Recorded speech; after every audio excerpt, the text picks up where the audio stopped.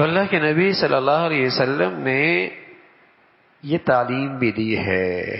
کہ گھروں میں نیکی کو فروغ دینا بھی مرد کے ذمے ہے، مرد کے ذمے ہے کہ ان کو ایسا ماحول دے دے، ان کے لیے تعلیم کے لیے ماحول سازگار دے دے، ان کے ہاں نیکی کو اور نیکی کی زندگی کو ان کے لیے حوصلہ افزائی کا باعث بنے۔ آپ علیہ الصلوۃ والسلام فرمانے لگے کہ الا کلکم راع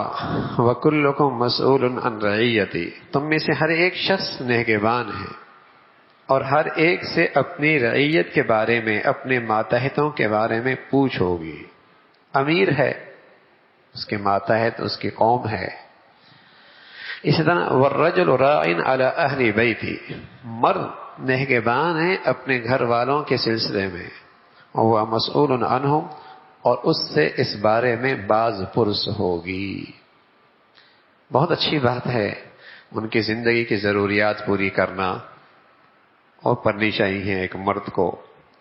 لیکن ایک بڑی ضرورت یہ بھی ہے ان کی دینی حالت کیسی ہے، ان کی دینی حالت کیسی ہے، ان کی سوچ اور فکر میں کتنی سلامتی ہے،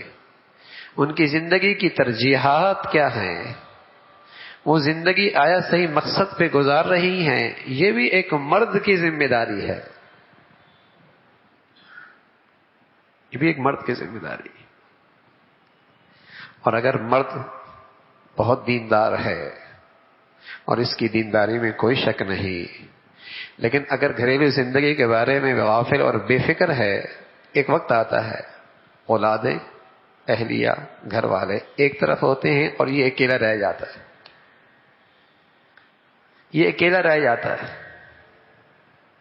اگر اس نے فکر نہ کی اور خواہشات کی زندگی میں انہیں آزاد چھوڑ دیا تو وہ سب خواہشات کی طرف ایک طرف،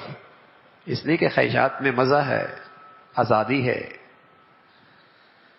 تو کل اس کی اپنی دینداری خطرے میں پڑ جائے گی۔ خوشیوں کے موقع پہ، شادیوں کے موقع پہ، رشتوں کے موقع پہ، تعلیم کے موقع پہ، تربیت کے معاملے میں۔ لیکن اگر دونوں کی زندگیاں وہاں نیکی پہ کھڑی ہوں تو بچیوں کے لیے تربیت کے فیصلے کرنا آسان، تعلیم کے فیصلے کرنا آسان، غمی خوشی کے فیصلے کرنا آسان، صحیح رخ پہ اولاد کو لانا آسان، ورنہ ایک مشرق کی طرف چل رہا ہے، ایک مغرب کی طرف چل رہا ہے۔